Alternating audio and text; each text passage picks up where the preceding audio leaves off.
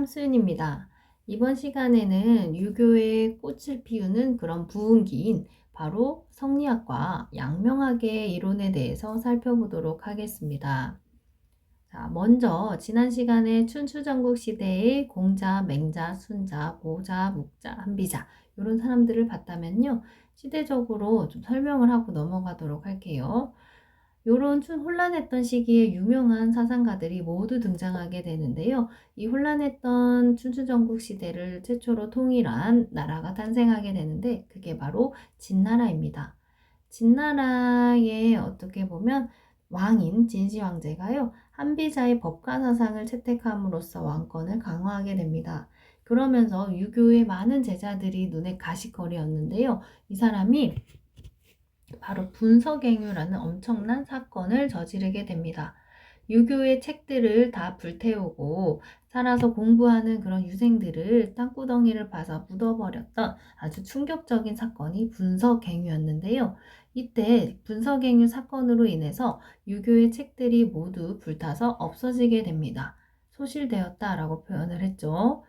그 다음에 이런 진나라도 지고 나서 한나라라는 나라가 건립되게 되는데요. 이때는 유교를 공부하고 싶어도 진시황이 분서갱유 사건으로 인해서 유교의 책들이 없는 상황이 벌어지게 됩니다. 그래서 한나라 시기에 가면서 불태웠던 그런 유교의 책들을 복원시키는 작업을 하는데 그것을 경학이라고 불렀습니다. 또 유교의 책들을 복원하는 과정에서 용어 하나하나에 주석을 달고 해석을 했던 작업이 있었는데요. 그것을 훈고학이라고 불렀습니다.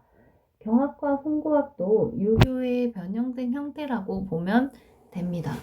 하지만 이것은 기존의 유교를 좀 살려내는 어떻게 보면 그냥 기초적인 작업에 불과했었는데요. 이 기초적인 작업을 다 한 다음에 진짜로 유교를 이론적으로 체계화시키는 작업이 일어나게 되는데 그때 시기에 학문을 성리학이라고 부릅니다. 그래서 이런 시대적인 것을 먼저 좀 보고 넘어가도록 할게요. 지금 보는 화면은요. 중국 유교 윤리를 좀 한눈에 정리할 수 있게끔 선생님이 만든 건데요. 우리가 지난 시간에 바로 춘추전국 시대 요 시기를 봤잖아요. 그래서 유교가 처음으로 시작되게 되었고 공자라는 사람이 등장하고 맹자, 순자도 연이어서 등장했습니다. 반면에 이런 사회적으로 힘들었던 시기에 유명한 사상가들이 모두 등장하게 되는데요. 대표적으로 고자, 묵자, 한비자, 노자, 장자 등이 등장하게 됩니다. 특히 노자와 장자는 아직 배우진 않았지만 뒤에 나오는 도가 사상을 정립하고 중요한 동양윤리에서 위치를 차지하게 됩니다. 이런 혼란했던 춘추전국 시대를 최초로 통일한 나라가 등장하는데요. 그게 바로 진나라입니다. 이 진시황제가 춘추전국 시대의 여러 학자들 중에서 한비자의 사상을 채택하고 법가를 정치적으로 이용하게 됩니다. 그러면서 많은 제자들이 있었던 유교가 눈에 보기 싫었겠죠. 그래서 어마어마한 사건을 저지르게 되는데 그게 분서갱유 사건입니다. 이 시기에는 유교가 상당한 암흑기를 걸으면서 발전할 수가 없고 책도 없으니까요. 그래서 유교가 암흑기를 걷게 됩니다. 이 진나라 시대도 끝이 나고 한나라 시대에 가면요. 유교를 스물스물 살리는 작업이 일어나게 되는데요. 그게 바로 경학과 훈고학입니다. 그리고 위진남북 쪽 수나라 당나라 시대에 이제 흐르게 되면 이때는 도가가 종교로서 자리를 하게 되고요. 힘이 커지는 게 되겠죠. 그리고 외국의 불교가 들어오게 됩니다. 도교와 불교에 비해서 이론적으로 좀 밀리는 게 싫었던 주자가 송나라 시대의 주자가요. 성리학이라는 개념을 만들고 이제 유교의 이름을 성리학으로 바꾼 거죠. 그래서 성리학은 유교의 꽃이라고 볼 수도 있습니다. 명나라 시대에는요. 왕수인이라는 사람이 성리학의 성증리설에 대비하여 심증리설을 들고 나오게 되는데요. 그래서 확립한 이론이 양명학입니다.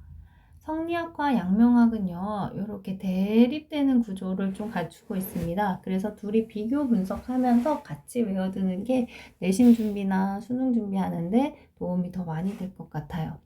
하지만 이렇게 이론적으로 체계화시키고 유교의 꽃이라고 불렸던 성리학과 양명학도요, 시대적으로 흐르면서 너무 이론에만 치우치다 보니까 백성들의 현실적인 삶을 반영하지 못한다라는 비판이 일게 됩니다. 그러면서 청나라 시대에는요, 유교를 조금 더 현실적으로 바라보게 하는 실사굿이나 경세치용의 흐름이 등장하게 되는데, 그때의 유교를 고증학이라고 부릅니다. 이때의 유교가 이제 우리나라에 들어오게 되면 실학으로 연결되게 되고요. 성리학과 양명학 중에서 이제 성리학이 우리나라에 지대한 영향을 끼치게 되는데요. 우리나라에서 조선시대에 성리학을 아주 발전시킨 인물로는 이황과 이의를 들 수가 있겠습니다. 자, 그럼 본격적으로 주자의 성리학에 대해서 살펴보도록 하겠습니다. 성리학이라고 부르는 게 가장 많이 불리는데요. 주자라는 사람이 만들었기 때문에 주자학이라고 불리기도 하고, 기존의 유교를 새롭게 정립했다라고 해서 신유학이라는 이름으로 불리기도 합니다. 성리학은요, 도가와 불교의 영향을 받아서 유교를 좀 새롭게 재정립하려고 했던 새로운 시도라고 볼 수가 있겠고요. 하늘의 이론을 끌고 와서 유교를 조금 더 이론적으로 체계화시키고 좀 있어 보이게 만드는 작업이 바로 성리학이었다라고 볼 수가 있겠습니다. 성리학은 크게 이기론과 심성론, 수양론, 경세론으로 나누어지는데요. 하늘에 있고 우주 자연의 원리를 표현해서 겉으로 나타낸 것. 이 세상의 모든 것들은 이와 기 두 가지의 개념으로 싹 다 설명할 수 있게끔 만들었던 것이 바로 이기론이라고 불립니다. 그리고 인간의 마음에 대해서 분석하고 연구했던 학문을 심성론이라고 부를 수 있고요. 그래서 우리는 인간의 본성에 대해서 연구했으면 도덕적으로 인간이 살아가려면 어떻게 해야 되는가와 관련된 방법이 바로 수양론입니다. 네 번째는 그래서 인간은 정치적으로, 사회적으로 잘 살아가려면 우리가 어떻게 해야 되는가와 관련된 이론이 바로 경세론이라고 부를 수가 있겠죠. 그럼 하나하나 살펴보도록 하겠습니다. 주자라는 사람의 본명은요, 주의입니다. 주의라는 사람이 후대에 자자라는 칭호가 붙여지게 되면서 주자라고 불리게 되었죠. 성리학은 훈고학을 비판하고 등장하는데요. 훈고학은 유교의 어떤 단어를 해석하는 작업에 머물렀던 작업이었죠. 그래서 훈고학은 제대로 된 유교라고 볼 수가 없었다. 그래서 훈고학을 비판하고 도가와 불교의 영향을 받아서 뭔가를 새롭게 만들려고 했습니다. 그래서 주자는 성증리설이라는 학설을 집대성하고 발전시키고 주장했던 거라고 볼 수가 있겠죠. 다시 설명하면요. 바로 기존의 선진유학, 춘추전국 시대에 있었던 유교를 복원시키고 회복하고 재해석하고 여기에 불교에도 밀리기 싫고, 왜냐하면 불교가 이론이 되게 탄탄했거든요. 그리고 도가에도 밀리기 싫어서 조금 더 어렵게 우리 이론을 만들자 라고 큰 마음 먹고 만들었던 게 성리학이었던 것 같아요. 대표적인 게 바로 이기론인데요. 이 세상의 원리, 이 세상에 등장하는 모든 것들을 이와 기, 이 두 가지의 개념으로서 설명하고 있습니다. 주자는 이렇게 얘기합니다. 하늘에는 수많은 천체가 운동을 반복하고 있다. 여기서 인간의 감각으로 느껴지고 눈에 보이는 천체를 기라고 표현하고요. 천체들이 운행하는 눈에 보이지 않는 원리나 법칙을 이라고 표현을 할 수 있다.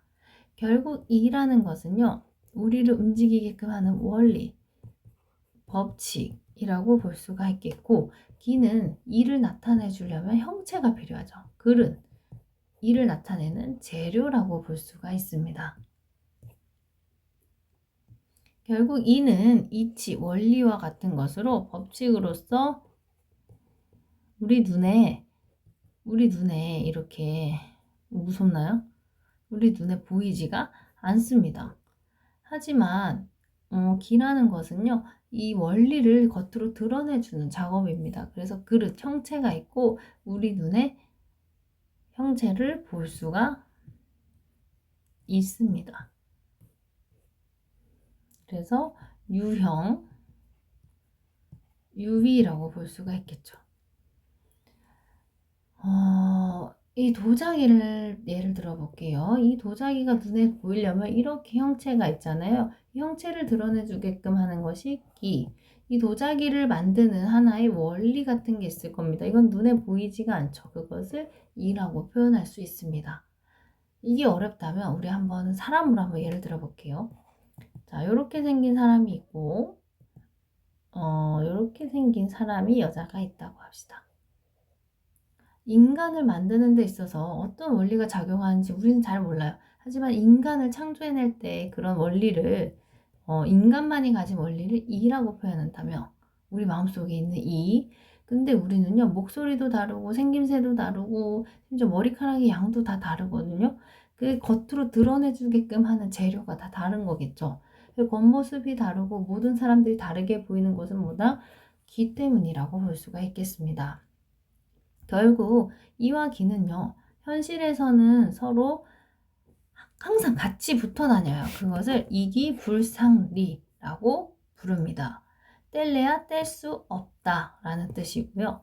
그런데 개념상 이는 원리고 눈에 안 보이고 기는 그릇이고 재료이고 눈에 보이기 때문에 개념상 이기불상자 섞일 잡이거든요. 서로 섞일 수 없다 라고 봐서 이와 기의 관계는 개념상으로는 구분이 가능하지만 현실에서는 항상 붙어 다닌다 라는 표현으로 이기불상잡, 이기불상리 이런 표현을 쓰고 있습니다. 자, 이기론에 대해서 이해를 했다면요. 그 다음은 주자가 강조하는 바로 심성론입니다. 심성론은 대표적으로 중요한 걸 설명 먼저 하고 하나하나 다시 설명할게요. 주자의 심성론은 성증리설입니다. 인간의 본성이 즉 이와 같다. 하늘의 아까 이기론 할 때 이와 같다라고 해서 성증리설이라고 부릅니다. 그리고 인간의 마음은 성과 정으로 나누어지는데요. 결국 모든 것은 마음에서 비롯된다 라고 해서 마음이 성과 정을 거느리고 있다 라는 뜻으로 심통성정이라는 용어도 등장하게 됩니다. 인간의 본성은요, 본연지성과 기질지성으로 둘로 나누어지게 되고요. 본성이 겉으로 드러나게 되는 것을 바로 인간의 감정이라고 부릅니다. 이것을 이렇게만 얘기하면 이해하기가 쉽지가 않죠. 그래서 이렇게 알기 쉽게 한번 정리해 보았습니다. 자, 잘 따라오세요. 주자의 심성론입니다. 결국 모든 인간의요, 마음을 갖고 있잖아요. 인간의 마음은 성과 정으로 나누어집니다. 인간의 마음 속에 있는 본성, 눈에 보이지 않는 것, 본성은요, 본연지성과 기질지성으로 나누어지게 되는데요. 모든 인간들이 본래 갖고 있는 본성을 본연지성이라고 부릅니다. 이 본연지성은 순선한 천리예요. 그래서 어떻게 보면 아주 선하기 때문에 악은 들어갈 수가 없습니다. 그래서 순선무악, 아주 착한 개념이다 라고 보면 돼요. 결국 본연지성은 본래 인간이 갖고 있는 본성, 본연지성은 하늘에서 내려준 순선한 천리이기 때문에 여기서 이런 개념이 등장하는 거죠. 본성이 즉 하늘의 이치와 같다라는 성증리설을 확립하게 됩니다. 그런데 인간은 본연지성을 갖고 있어서 착한 그런 성선설의 입장이 맞는데요. 모든 인간들은 기질지성도 같이 갖고 있어요. 우리 기질이 좀 특이하다, 다르다, 예민하다 뭐 이런 표현을 쓰잖아요. 결국 기질지성은요. 그 사람이 가진 기질에 따라서 나누어지게 됩니다. 맑은 기질을 가진 한자로 청한 기운을 가진 사람은요. 바로 훌륭한 사람, 성인군자가 될 수 있고요. 좀 탁한 기운을 받는 사람도 있겠죠. 흐린 기운. 그런 사람들은 평범하거나 범인. 여기서 범인은 범죄자가 아니라요. 평범한 인물을 얘기합니다. 또는 가만히 냅두면 악으로 흐를 갈 가능성이 높은 사람들이 되겠죠. 결국 주자는 이렇게 얘기합니다. 본연지성은 원래 모두가 갖고 있기 때문에 인간은 착해요. 성선설의 개념입니다. 그런데 인간마다 가진 기질이 다르기 때문에 우리는 본연지성을 바꾸는 게 아니라 기질지성을 바꿔서 본연지성을 잘 지키고 회복해야 한다라고 볼 수가 있겠습니다. 하지만 본성은 눈에 보이지가 않아요. 그래서 인간의 착한 본성을 잘 드러내주는 것을 감정이라고 표현하는데요. 그것을 정이라고 표현을 했던 거죠. 감정에는 착한 감정도 있고 착하지 못한 감정도 있겠죠. 그래서 이 사람은 이제 구분을 하는 거예요. 인간이 갖고 있는 착한 4가지의 감정을 사단이라고 불렀고, 그래서 사단은요, 선한 감정 4가지를 얘기합니다. 맹자가 제시했던 개념 기억나나요? 사단은 측은지심, 수호지심, 사양지심, 시비지심, 이 4가지의 착한 감정을 얘기해요. 반면에 인간은요, 선한 감정도 있지만 악한 감정도 동시에 갖고 있습니다. 그래서 7가지의 감정이라고 표현을 했는데, 희, 노, 애, 구, 애, 오, 요 7가지 감정을 얘기해요. 뭐 기쁘고 분노하고 슬퍼하고 두려워하고 사랑하고 미워하고 욕심, 욕망 이런 것들 나타내는 7가지 감정인데요. 결국 칠정은 선과 악이 섞여 있는 통틀은 감정이라고 볼 수가 있습니다. 주자는 정에는 사단과 칠정이 있다. 그리고 이렇게 나눠진다까지만 얘기를 했다면 한국 유교 사람들은요. 바로 이거 가지고 논쟁을 하기 시작하거든요. 그게 바로 사단 칠정 논쟁입니다.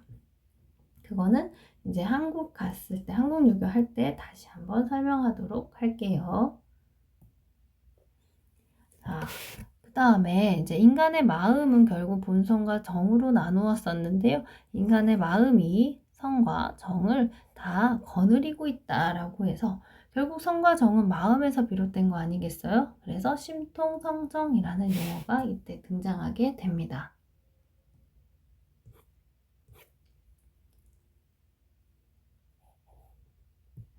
자, 그럼 3번째는 수양론입니다. 그래서 우리는 어떻게 도덕적으로 잘 살아야 될까? 그 방법에 대해서 제시를 해주는 개념이라고 볼 수 있는데요. 첫 번째는 존천리 거인욕입니다. 인간이 갖고 있는 순선한 천리를 보존하고 인간이 갖고 있는 사사로운 욕망을 좀 거부하고 제거하는 작업을 존천리 거인욕이라고 해요. 자, 2번째는 존양성찰입니다. 인간이 가지고 있는 양심을 잘 보존하고 나를 좀 되돌아보는 성찰을 하는 것을 존양성찰이라고 합니다. 3번째는 거경입니다. 경이라는 개념은 경건하다 이런 뜻인데요. 마음을 항상 좀 조용하고 차분하고 경건한 상태로 유지하는 것을 거경이라고 불렀습니다. 유교학자들은요, 이렇게 나가서 막 무술을 배우고 행동하고 이런 것을 좋아했던 사람들이 아니라 앉아서 책을 보고 자신의 본성을 지키고 차분하게 하고 이런 것들을 좋아했던 사람들이거든요. 그래서 이왕이 할 때도 이 경이라는 개념이 상당히 중요하게 수양론으로 나오게 됩니다. 자, 4번째는요, 바로 수양론의 4번째는 경물치지입니다. 외적인 수양법이라고 볼 수가 있는데요. 경물치지는 어떻게 보면 양명학의 경물치지도 등장하거든요. 그래서 양명학에서는 어떻게 해석하는지 이것을 둘이 비교하면서 알아두면 좋을 것 같아요. 주자가 말하는 경물치지는요. 사물에 나아가서 내 지식을 좀 극진히하는 작업입니다. 주자는 모든 사물에도 이치가 있다라고 봤잖아요. 그래서 이가 있다라고 봤던 게 이기론이었거든요. 그래서 모든 사물에 나아가서 우리 그것을 연구하다 보면 나의 지식이 쌓일 것이다. 그래서 알물극진히 하자라는 뜻이 경물치지의 해석이라고 볼 수가 있습니다. 그래서 아는 것과 행동하는 게 있다면 둘은 나란히 지행 병지 나란히 가는 게 맞지만 여기서 선과 후를 논한다면 뭐가 먼저? 지식이 먼저 행동이 나중이라고 봅니다. 결국 일단 사물의 이치를 깨닫는 작업을 훨씬 더 중시했던 거라고 볼 수가 있겠죠. 다음으로는 양명학을 주장했던 왕수인에 대해서 알아보도록 하겠습니다. 왕수인이라고 부르기도 하고요. 왕양명이라고 부르기도 합니다. 이 사람이 만들어낸 학문을 이름을 붙여서 양명학이라고 불렀던 거죠. 자, 주자가 제시했던 심성론에서 핵심 개념은요, 바로 본성이 곧 하늘의 이치다라는 성증리설이었습니다.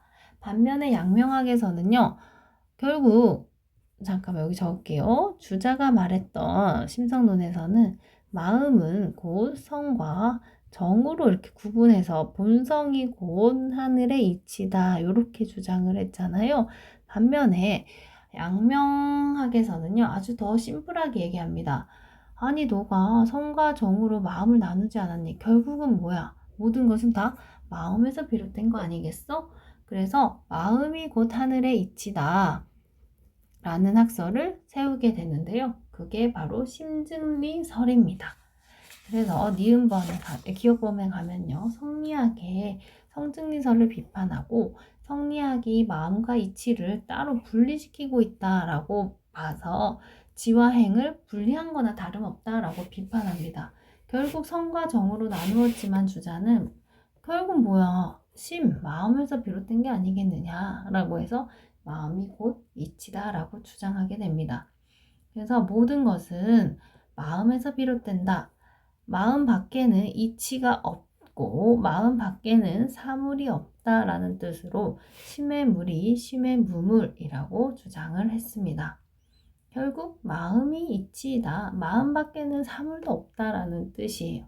지금 보는 그림은요. 미래의 교과서에서 가져온 그림입니다. 결국 심증리설은요. 사람에게는 누구나 양심이라는 게 다 있기 때문에 이론 공부를 딱히 성리학에서 말하는 사물의 이치를 찾는 공부를 딱히 안 해도 인간은 누구나 양심 때문에 본질을 실현할 수 있는 지극히 선한 존재라고 보고 있습니다.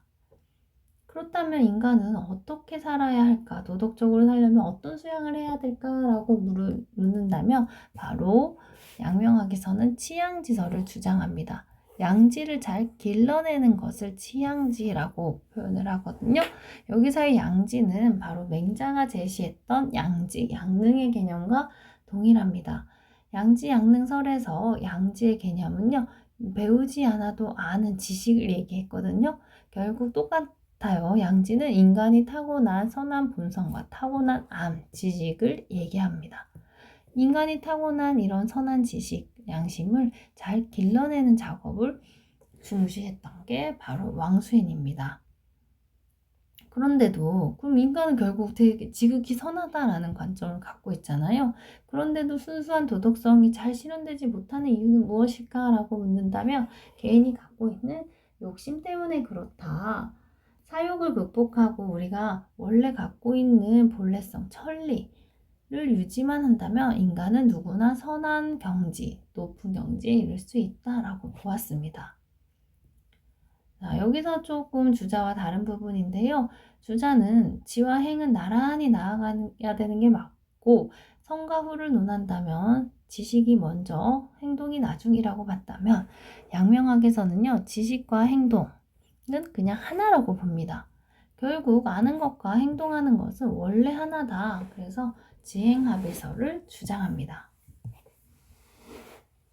자, 그럼 성리학과 양명학을 간단히 표로 정리를 해보도록 할게요.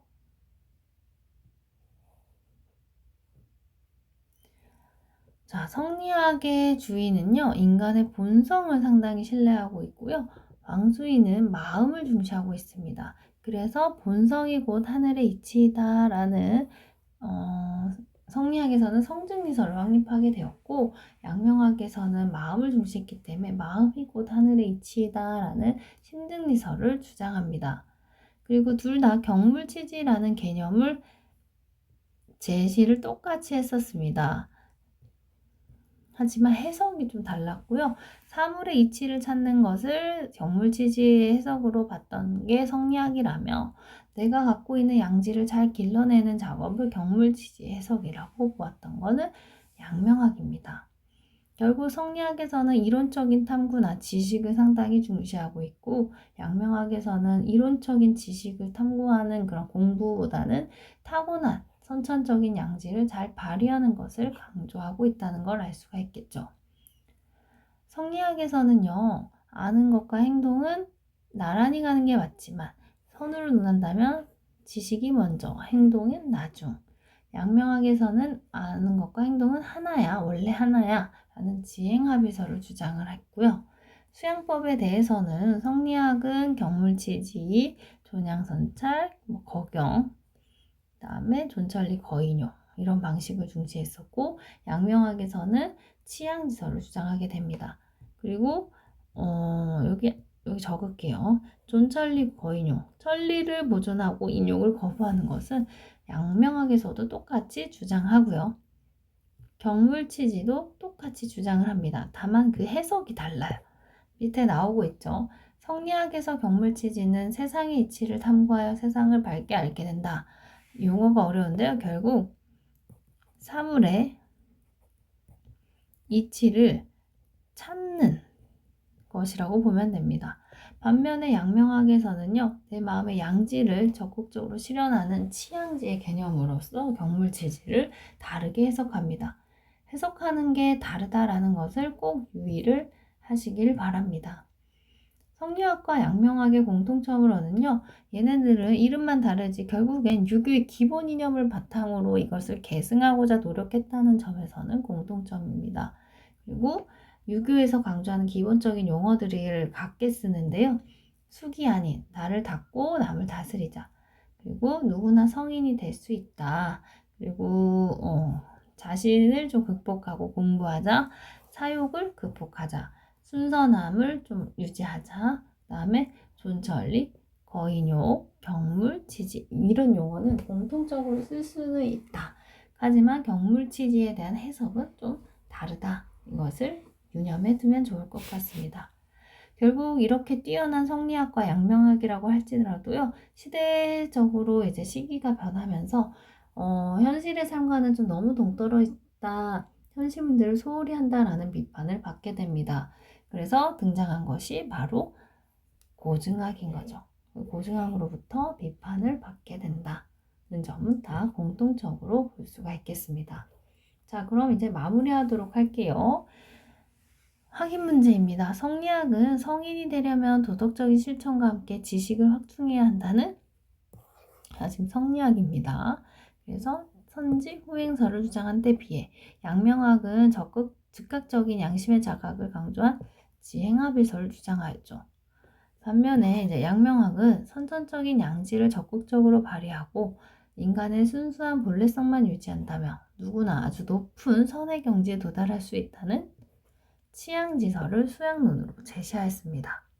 마지막 실사고시 경세치용의 고증학은 성리학과 양명학이 인격에만 너무 치우쳐서 현실 문제를 도외시한 점을 비판하고 등장하게 됩니다. 자, 그럼 이건 누군지 한번 찾아볼까요? 원문을 가지고 왔는데요.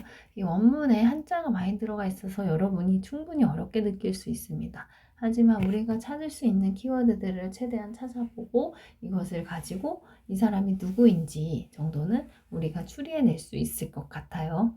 자, 첫 번째 가는요. 첫 번째 줄에 나와 있습니다. 인간의 본성이 하늘의 곧 이치다. 이거 누구죠? 바로 주자입니다. 성리학이 되겠죠. 나번을 가면요. 첫 번째 줄에 힌트를 던져줬네요. 마음이 곧 하늘의 이치다. 이것을 심증리설이라고 부르겠죠. 그럼 누구다? 왕수인입니다. 그래서 이것은 양명학이라고 부를 수가 있겠죠. 본성이 곧 하늘의 이치이다. 성증리설은 주자, 성리학. 마음이 곧 하늘의 이치이다. 왕양명, 양명학입니다. 자, 이거는 수능 특강의 문제인데요. 그 해석을 같이 갖고 왔어요. 혹시 도움이 될까 해서. 중국 유교 사상과 갑을 모두 긍정의 대답을 할 질문만을 고르면 본성이 하늘의 이치이다 라고 한다면 바로 주자, 마음이 곧 하늘의 이치이다 라고 본다면 바로 양명학입니다. 자, 그럼 기억부터 보면 되겠죠. 이치를 마음에서만 찾으려고 해서는 안 되는가? 바로 여긴 주자, 양명이라면 이치를 마음에서만 찾으려고 하면 안 되는가? 라고 본다면 주인은 그래 마음에서 찾으면 안 돼. 본성이 이치야 라고 보겠지만 양명은 마음이 곧 이치잖아 라고 보겠죠. 그래서 주자만 긍정의 대답을 할 질문이 될 것입니다. 니은 본성은 마음의 본체이며 하늘이 부여한 이치인가? 라고 묻는다면 주자는 성증리설이죠. 오 양명은 X일 것 같지만 둘 다 본성은 마음의 본체이자 하늘이 부여한 이로 보았습니다. 하지만 주자라는 사람은요, 주자는 성리학에서는 마음은 그 본성을 포함한다라고 보았고, 양명학에서는 그냥 마음과 본성은 하나야 라고 보았죠. 그래서 이렇게 어떻게 구분하느냐는 좀 다르긴 했지만 결국 본성은 마음의 본체이며 하늘이 부여한 이치라고 보았던 점에서는 둘 다 공통점으로 볼 수가 있겠습니다. 디귿, 성인은 인욕을 제거하고 천리를 보존한 사람인가? 이것을 다시 해석하면 존천리, 거인욕이 되겠죠. 둘 다 오가 되겠죠. 리을, 도덕적으로 행동하려면 경물치지의 공부가 필요한가? 주자가 말하는 경물치지는 사물의 이치를 탐구하는 것. 오케이. 양명이 말하는 경물치지는 양지를 잘 실현해내고 확장해 나가는 거. 그럼 오케이. 그 정답은 네, 니은, 디귿, 리을 5번이 되겠습니다. 자, 성리학과 양명학이 이론에만 너무 치우쳐서 너무 어려워지게 되는 결과가 발생하게 됩니다. 그래서 주자학과 양명, 성리학과 양명학이 현실을 외면하고 있다라는 비판점을 받게 되면서 고증학이 새롭게 등장하게 되는데요. 우리가 학문을 할 때는 객관적이고 실증적이고 사실적인 태도로 학문을 연구할 필요성을 들고 나옵니다. 그래서 등장한 것이 고증학이다. 고증학에서는 실사구시와 경세치용 이런 것들을 강조하는데요. 실사구시는 사실에 입각해서 진리를 탐구하는 태도를 실사구시라고 부르고 경세치용은 우리가 경제 또는 세상을 살아가는 데 있어서 실생활에 어떻게 하면 도움이 될까? 실생활에 도움이 되는 것을 강조하는 것을 경세치용이라고 합니다. 이러한 실사구시와 경세치용의 이런 흐름은요, 우리나라로 연결되게 되면 실학으로 연결되게 됩니다. 대표적인 우리나라 실학자는 정약용이 있겠죠. 그래서 오늘은 성리학과 양명학 그리고 후대에 나온 고증학에 대해 간략히 한번 살펴보았습니다. 그래서 오늘 중요한 내용은요, 어떻게 보면 성리학과 양명학을 비교 분석하는 게 되겠죠. 양명학은 비교적 성리학에 비해서는 간단한 이론이라고 볼 수가 있겠지만요. 성리학과 양명학에서 공통적으로 사용하는 용어가 있었죠. 예를 들면 경물치지. 하지만 경물치지라는 용어를 공통적으로 쓸 수는 있지만 해석 자체가 좀 달랐습니다. 그런 것들을 좀 주의하면서 문제를 몇 번씩 반복해서 풀어본다면 여러분이 헷갈리지 않고 잘 넘어갈 수 있을 것 같아요. 특히 성리학 부분에서는 본성을 좀 나누고 감정도 좀 나누어서 보는 이 이론이 우리나라 한국 유교 사람들과도 연결이 계속 되기 때문에 그 이론을 잘 염두에 두고 기억해 두었다가 한국 유교할 때 다시 한번 써먹으면 여러분이 훨씬 더 이 유교 이론을 이해하고 연결고리 찾는데 도움이 많이 될 것 같습니다. 자, 그럼 여러분 다시 한번 여러분도 선생님이랑 했던 거 다시 한번 필기하면서 돌아보고요. 우리는 다음 시간에 한국 유교 사람들을 준비하여 만나도록 하겠습니다. 자, 그럼 여러분 다음에 만나요. 안녕.